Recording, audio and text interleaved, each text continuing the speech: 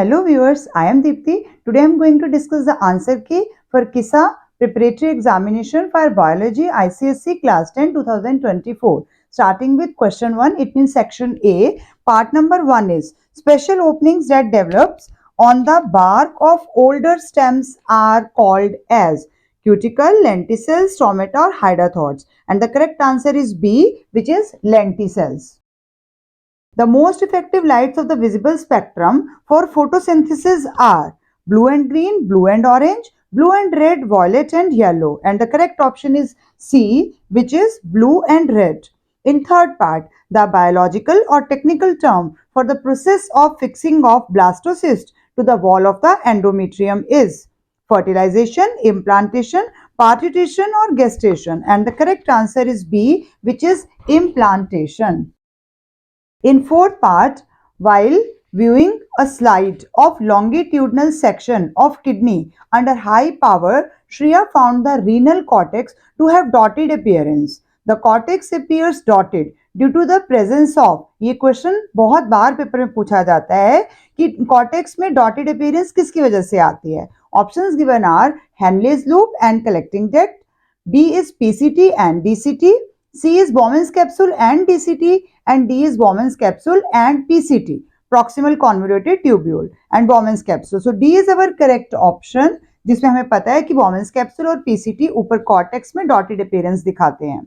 In fifth part, the tendinous cord-like structure present in the ventricles of the heart that holds the cuspid valve in position is A is tendons, B is ligaments, C is chorditendinae and D is cardiac muscles. And हमें जैसे जिस हिसाब से दिया गया साफ पता चल रहा है कि tendinous cord-like structure, तो it means chorditendinae. Option number C is correct. In sixth part, assertion reasoning. Assertion is the function of lymphocytes and monocytes present in the lymph is to defend the body against infections.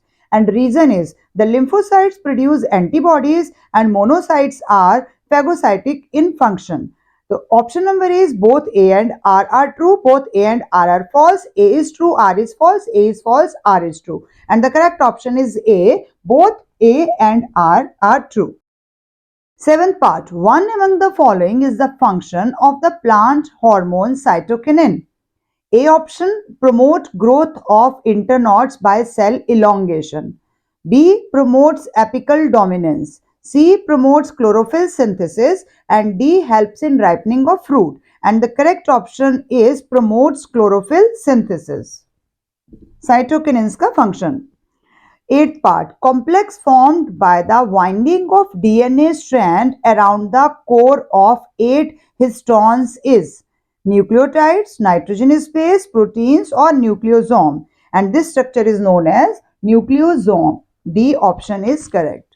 In ninth part, fruits and vegetables sometimes burst when kept in water for a long time. This is because turgor pressure is less than wall pressure, turgor pressure exceeds wall pressure, osmotic pressure exceeds turgor pressure, or turgor pressure equals wall pressure. And the correct option is B, turgor pressure exceeds wall pressure, इसीलिए वो vegetable burst हो जाएंगे.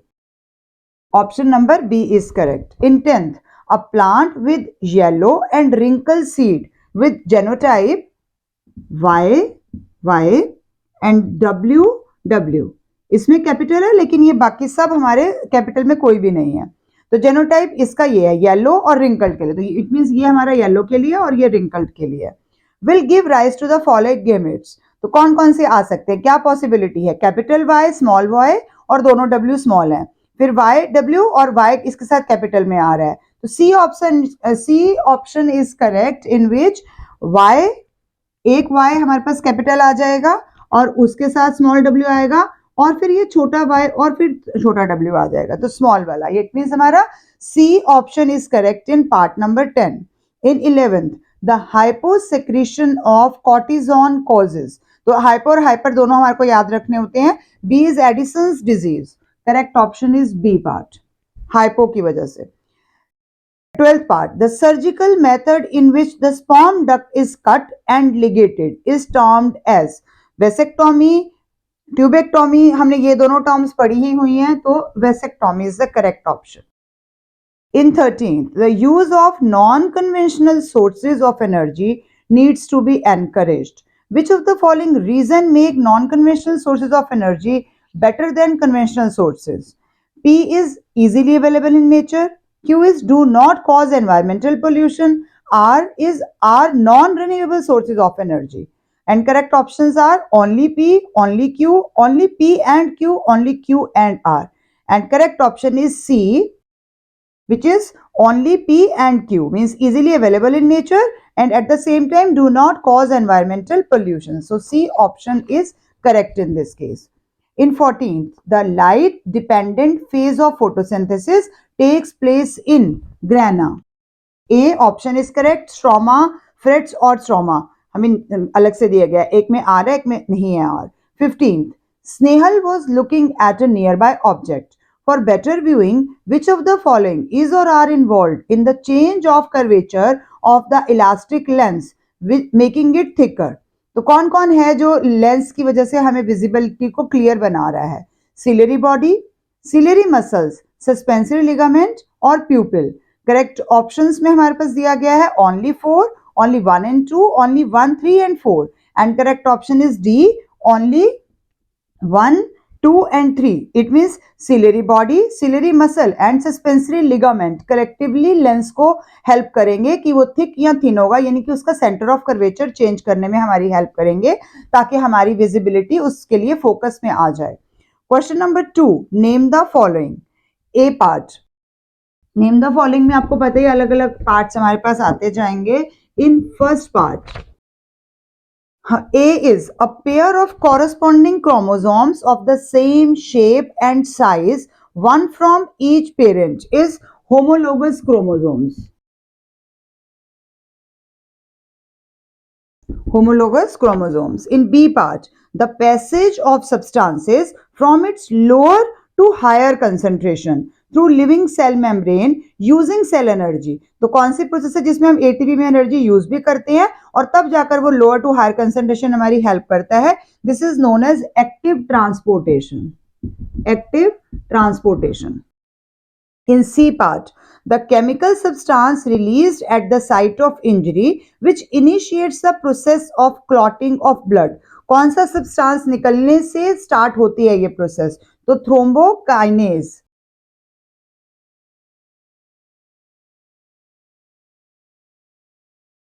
D is the innermost layer of the meninges. So this is pia mater. E is the number of individuals per square kilometer at any given time. This is known as population density. ये आपने definitions में learn भी किया होगा last chapter में. तो ये 1 के हमारे पास सारे पार्ट्स थे.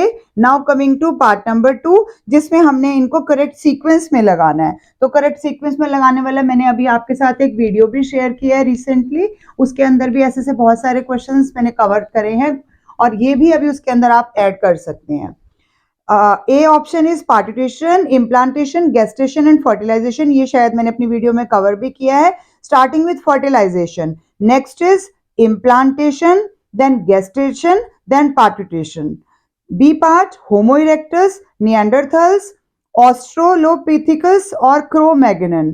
तो starting with Australopithecus, इसके बाद आ जाएगा Homo erectus, उसके बाद Neanderthals and then Cro-Magnon. ये भी मैंने पार्ट कवर किया है. In C, ear ossicles, pinna, auditory nerve, auditory canal. Starting with pinna, this next is auditory canal, then ear ossicles, last is auditory nerve जो हमारे brain तक message लेके जाएगी. In D part, snake, rat, grains and peacock. तो starting with grains, next is rat, rat के बाद snake और snake को खा लेगा peacock.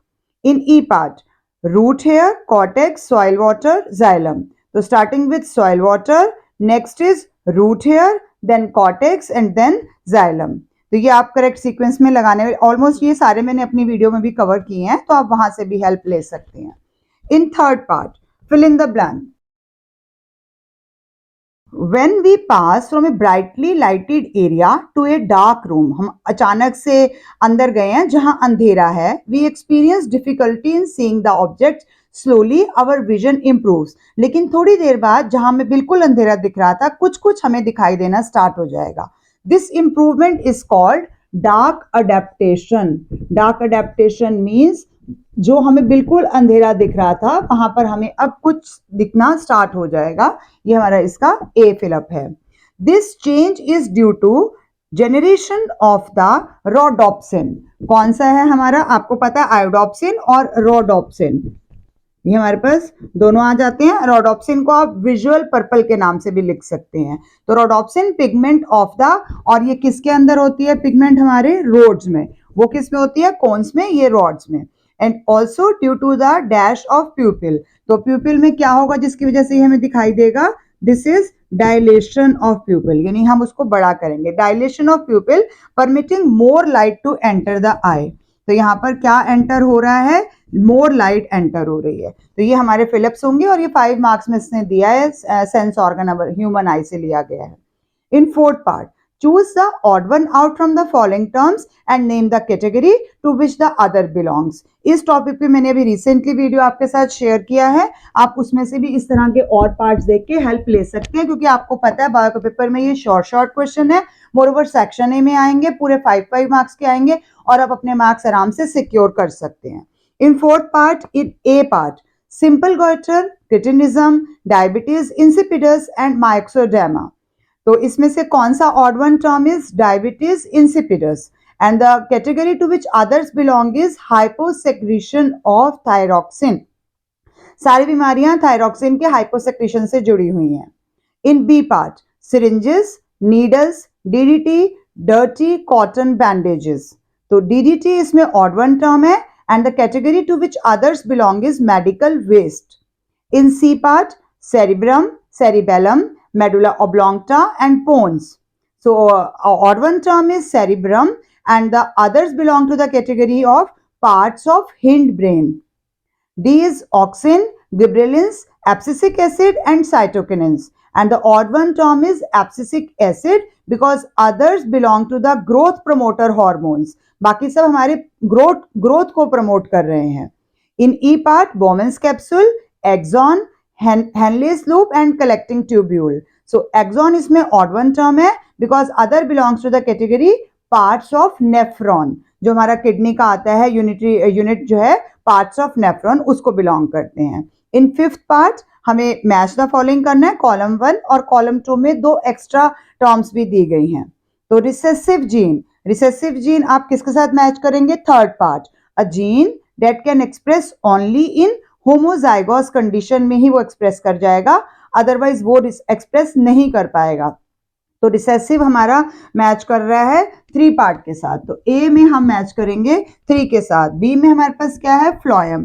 तो फ्लोएम किसके साथ मैच करेगा, डाउनवर्ड फ्लो ऑफ सैप को नीचे लाने में हमारी हेल्प करेगा। ये फर्स्ट है हमारे पास कॉलम 2 में। In C part, liquid part squeezed out of blood during clotting. जो लिक्विड पार्ट को हम अलग कर देते हैं, this is known as serum. In D part, cranial nerves. तो cranial nerves are 12 in pair. This is our part number 2. Conjunctiva, this is E, and conjunctiva is related with here single layer of transparent membrane. This is part number 6 in column 2. With this our section A is over. From section B I am going to cover only one question to make the balance of the paper of 50 marks here and 15 in my next video. So question number 3.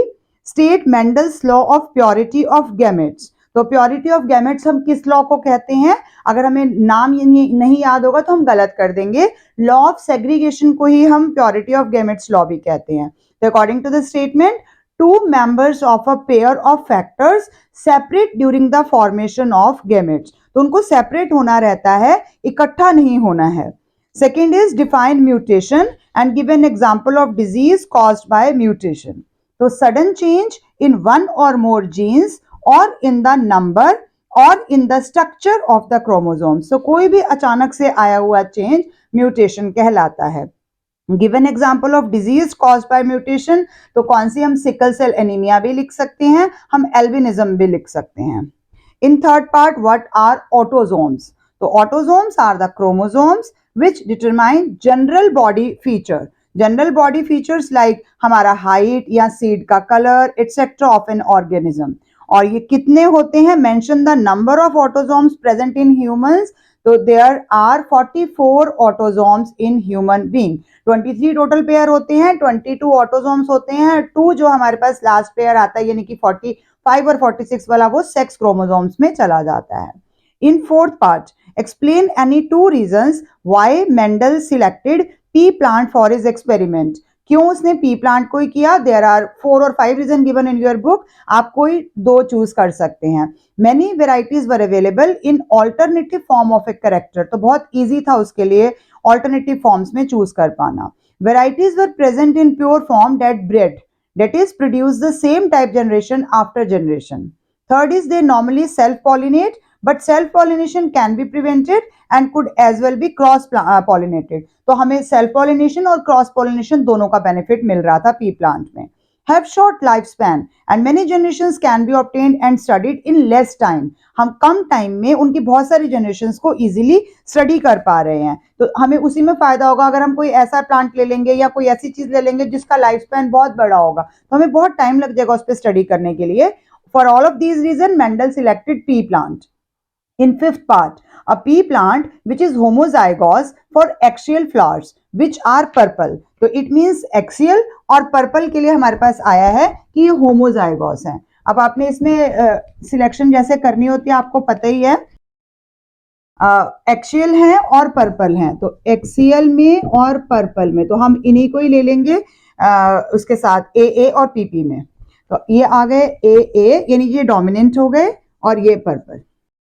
Is cross with homozygous plant for terminal flower which are white. तो terminal है और white है, इसके साथ में हमने किसको लिया? टर्मिनल और व्हाइट।